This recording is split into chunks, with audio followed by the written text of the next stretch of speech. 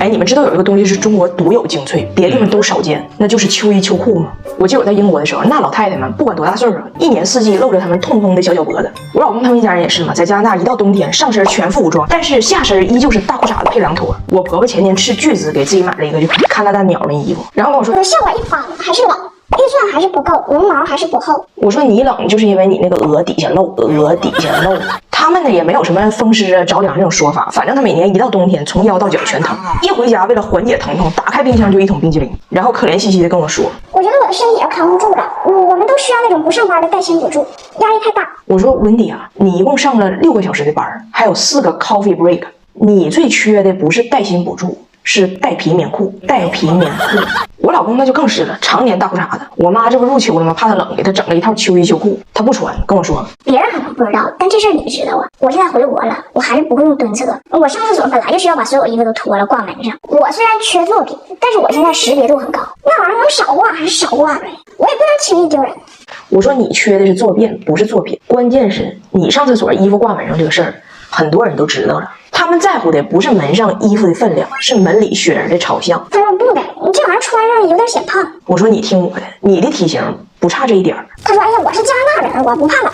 我说你忘了吗？8年前大过年的时候，他来铁岭，非得说自己是加拿大人不怕冷，晚上穿个大裤衩子跟我爸下楼下放鞭炮，回来之后冻直了，就嘎住了，人傻了，不动地方了。我爸和我爷整几床大厚被在门口给他裹上了，抢救回来的，给他往屋里抬呀，跟要侍寝似的。关键是吧，这不要抢救他吗？得给他捂回来，给他背卡到这儿，就露个脑袋，人僵了，躺倍儿直，一动不动。我们寻思给他捂一会儿，缓一会儿。等我们再进那个屋的时候，你能想象那个画面吗？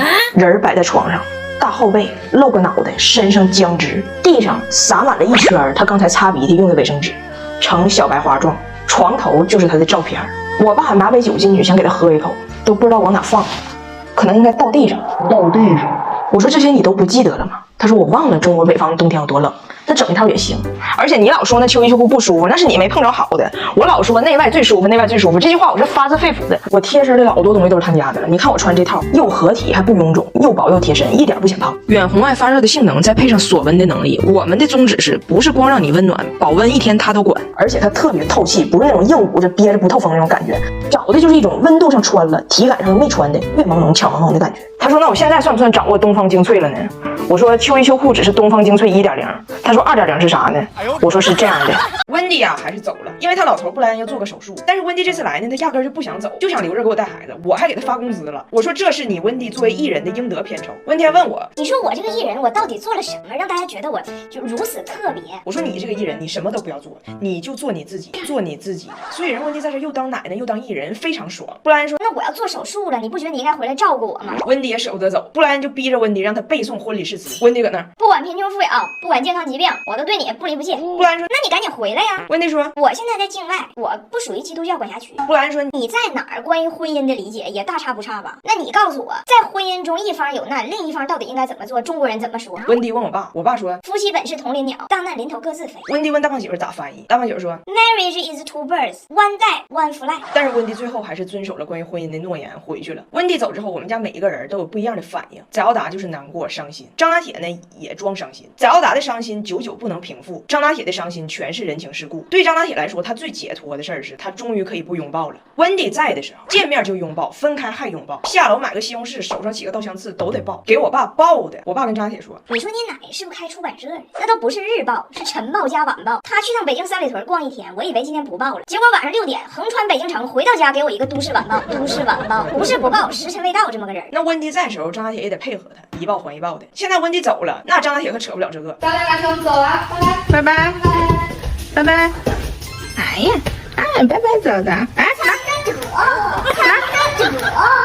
我爸的反应呢，就是和大胖媳妇一起策划了一个全头宴。因为温迪在的时候不让吃动物脑袋，不让看动物眼睛，还不能吃他认为可爱的小动物。现在温迪走了，我爸和 Jamie 整这个大宴，叫出头之日。摇头，这是镜头，好的，来。咱们大快朵颐啊，满意，支持他，支持他。温迪要是在，他肯定只吃干巴面包。温迪的干巴面包不止费拿铁，还费番茄酱呢，吃啥都得蘸点。幸亏我家常备味好美番茄沙司，一瓶含10个番茄，浓郁番茄味，酸甜可口，全家都爱吃，零添加，配方干净，是我家佐餐首选。挤一挤不怕孩子们剩饭，真省心。大胖媳妇在他妈离开之后，抱着100多个裤衩子发呆。我说咋的了？他说我当年离开加拿大的时候，我妈给我买了20个裤衩子给我送行。后来每次我妈来中国，每次给我带的礼物没有别的，都是20个裤衩子，20个裤衩子。他不说他自己抠，他说他心疼他儿子胖，穿衣服磨裆费裆。大胖媳妇一边看着手机里他妈妈的影像资料，一边看着面前这一批7、8年前的老裤衩子，说这让我想起了一首中文歌，当你老了。你好啊。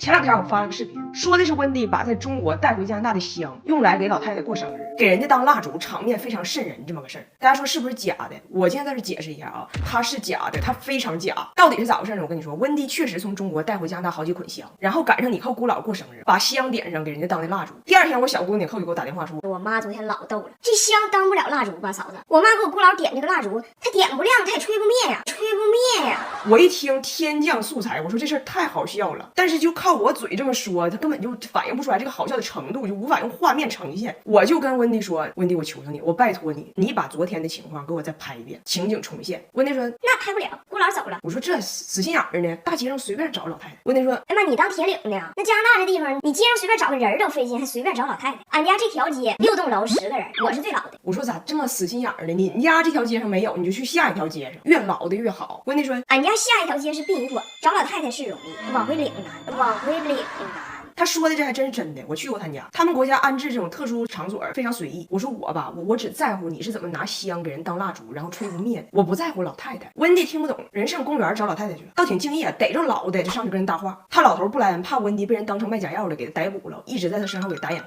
俩人呢跟黑白无常似的，满加拿大抓老太太，满加拿大抓老太太。最后我就说，我说你这也太费劲了。我最后说一遍，我不在乎那个老人，他是个人就行，女的就行，女的就行。温迪明白了，温迪说，哎呀，那你早说呀，我费这个劲呢。我又忘了俺家这几个外国人，他听话只纯听字面意思。温迪一听是女的就行，找到了他侄儿的媳妇爱丽丝。爱丽丝今年31。我小姑子你看我看着爱丽丝都懵了。姑姥不是我姥爷的妹妹吗？我姥爷和她是妹妹，长得不能说一点不像，只能说毫无关系啊，毫无关系啊。但是我不知道他找的是谁呀，我就听说找着了。拍摄的时候，我说我需要给这个老人看着这个吓人呼啦的香的一个反应，抓他一个表情，你别不拍他呀。温迪说，我拍他了，我拍他了。结果最后视频就拍成了这个样子。温迪也算尽力了，但是我以后真是不敢考虑找他们一家人帮拍视频了，他还累够呛，但拍那玩意儿全穿帮。今天张大姐第一次去幼儿园，这种重大时刻我得亲自用 OPPO Find N3折叠屏拍，他做人像拍的更好看，背景虚化自然，拍出张姐小点细分，还能同时打开3个全屏应用，导航回家，同时可以点外卖回信息。饭点好了，马上到。张大姐经过很多波折，今天终于入园了。他们班加上她一共仨孩子，一个叫 Dylan， 一个叫威廉。拿铁进屋跟人说话，人家没吱声。老师说拿铁另外2个同学都刚刚2岁，还不咋会说话，语言萌芽期，你要多跟他们说话啊。张大姐说行，然后非常淡定的屋里扫视一圈。这时候我就得走了，我以为我走她肯定得哭，她姐当年整整哭了1个星期。结果我说妈妈走了，你是最坚强的哦。她看我一眼，一摆手，连正脸都没给。2个小弟弟刚学说话，所以你要注意点你的口音。假